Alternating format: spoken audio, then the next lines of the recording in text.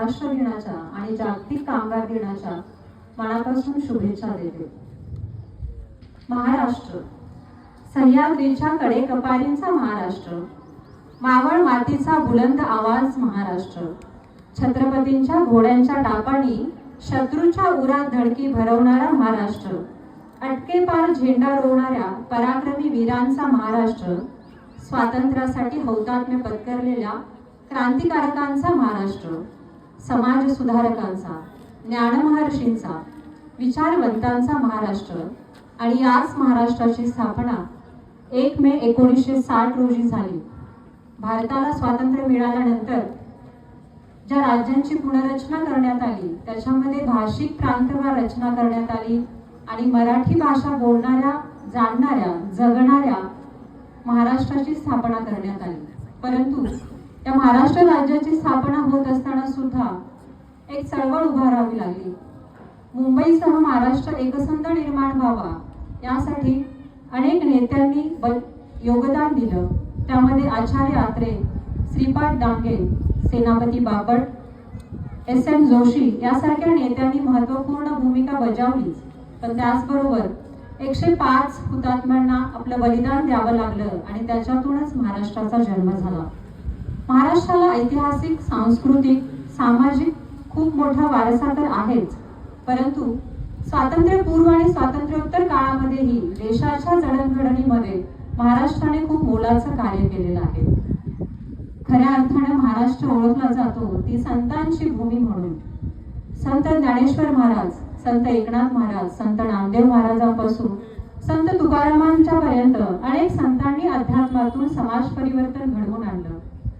महाराष्ट्रातल्या समाजमनाचं भरण पोषण केलं आणि एक सामाजिक आध्यात्मिक विचार रुजवून समाज घडवण्याचा प्रयत्न केला. म्हणूनच महाराष्ट्रामध्ये समतेची वारी निघते. ज्येष्ठ विचारवंत इरावती कर्वे म्हणतात की ज्या राज्यामध्ये पंढरीची वारी निघते त्याला महाराष्ट्र असं म्हटलं जातं. म्हणजेच आपला महाराष्ट्र राज्य हे सर्वधर्म पाळणारा, एक समभाव जपणारे राज्य आहे आणि तोच वारसा आपण कधी वारीचा अनुभव घेऊन तर कधी ज्ञानेश्वरीचं वाचन आणि आचरण करून करायला हवं असं मला वाटतं. याच महाराष्ट्राच्या भूमीमध्ये राजमाता जिजाऊंनी या भूमीसाठी 2 छत्रपती घडवले. छत्रपती शिवराय यांनी हिंदवी स्वराज्य स्थापन केलं, जे रयतेचं राज्य होतं, जे स्वराज्य निर्माण केलं. परंतु या छत्रपतींना वंदन करताना आज मला या ठिकाणी खंत पण व्यक्त करावीशी वाटते की आजचा तरुण जो आहे, आजची जी पिढी आहे ती मात्र या महापुरुषांच्या जयंत्या साजऱ्या करत असताना निरर्थक गाड्यांच्यावर, डॉल्बीवर नाचताना दिसते आणि ते थांबवतानाही कुणी का नाही दिसत आहे हा प्रश्न खऱ्या अर्थाने या ठिकाणी उभा राहतो. याचा विचार आपल्याला महाराष्ट्रात राहत असताना करणं आणि त्याच्यामध्ये बदल करण्याची गरज या ठिकाणी मला नमूद करावी वाटते. तरच आपण छत्रपतींचे खऱ्या अर्थाने वारसदार बनू. स्वातंत्र्य चळवळीमध्ये महाराष्ट्राने खूप मोठं योगदान दिलेलं आहे. अनेक हुतात्म्यांनी बलिदान केलं, अनेक क्रांतिकारकांनी, अनेक स्वातंत्र्यांनी यासाठी मोठं योगदान दिले. लोकमान्य टिळक असतील, वासुदेव फडके असतील, राजगुरू असतील आणि प्रतिसरकार निर्माण करणारे क्रांतिसिंह नाना पाटील सुद्धा. महात्मा गांधींनी त्यावेळी असं म्हटलं होतं की महाराष्ट्र हा कार्यकर्त्यांचा मोहोळ आहे आणि त्याच विश्वासावर आणि त्यांच्याच समर्थनावरती आपण हा क्रांतीचा लढाही यशस्वीपणे मिळवला. म्हणूनच अन्यायाविरुद्ध आणि अत्याचाराविरुद्ध लढणाऱ्या अनेक चळवळी स्वातंत्र्यानंतरही महाराष्ट्रामध्येच घडल्या. आणखी एका बाबतीमध्ये महाराष्ट्र अग्रगण्य ठरला भारतामध्ये, तो आहे सामाजिक क्रांतीची चळवळ उभी केली. पहिली मराठी शाळा काढणारी महात्मा फुले आणि सावित्रीबाई असतील किंवा जगातलं श्रेष्ठ संविधान लिहिणारे डॉक्टर बाबासाहेब आंबेडकर असतील, महर्षी शिंदे असतील किंवा शिक्षणाची चळवळ वंचितापर्यंत पोहोचवणारे कर्मवीर अण्णा असतील. समाजाला समान पातळीवर आणून त्यांच्यामध्ये समाज सुधारणा करणारी चळवळ जेव्हा महाराष्ट्रामध्ये घडते तेव्हा त्याचाही वसा वारसा आपण इथं चालवायला पाहिजे. ज्या मराठी भाषेवरती प्रांत रचना झाली त्या मराठी भाषेचा आपल्याला अभिमान असायला पाहिजे. कारण गीतेचा उपदेश महाराष्ट्र सारस्वतावरती पेरताना ज्ञानोबाराय म्हणतात की या मराठीच्या बोलांनी अमृतालाही मी जिंकू शकतो ही प्रतिज्ञा ही आत्मविश्वासाने जेव्हा संत ज्ञानेश्वर माऊली आपल्या समोर मांडतात तेव्हा मराठी भाषेचा गौरव आणि अभिमान आपल्या मनामध्ये रुजल्याशिवाय राहत नाही.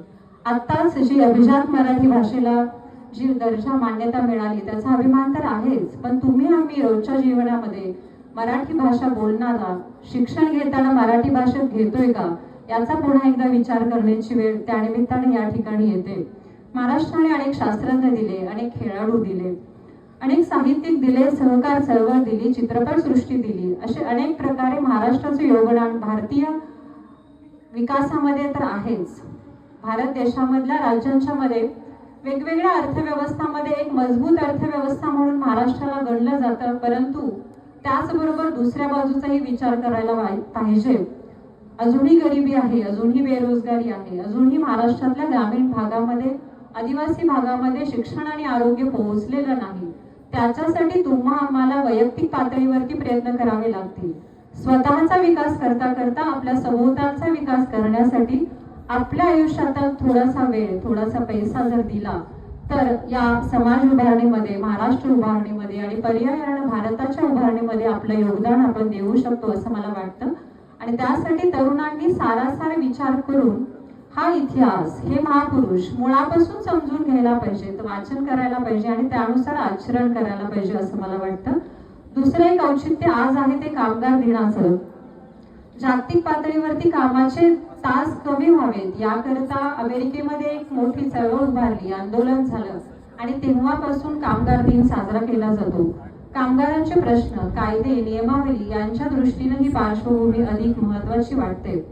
कष्टकरी, कामकरी, शेतकरी, श्रमकरी, कर्मचारी यांच्या घामाच्या थेंबावरच आपण सगळा काही विकास घडवतो आहे. देशाच्या या जडणघडणीमध्ये या सगळ्यांचंच मोलाचं योगदान आहे. म्हणूनच शेवटी मला राष्ट्रसंत तुकडोजी महाराज म्हणतात, तुझ्या श्रमाला प्रतिष्ठा मिळो, सकळांचे लक्ष तुझकडे वळो, मानवतेचे तेज जळजळो, विश्वा माझी या योगे. या सगळ्या कर्मचाऱ्यांना, या सगळ्या कामगारांच्या घामाला, त्यांच्या कष्टाला मी मनापासून वंदन करते आणि पुन्हा एकदा आपणा सर्वांना या महाराष्ट्र दिनाच्या आणि कामगार दिनाच्या मनपूर्वक शुभेच्छा देते आणि थांबते. धन्यवाद. धन्यवाद मॅडम. यानंतर अनंत डांगे अभियांत्रिकी महाविद्यालयाचे सन्माननीय सहाय्यक प्राध्यापक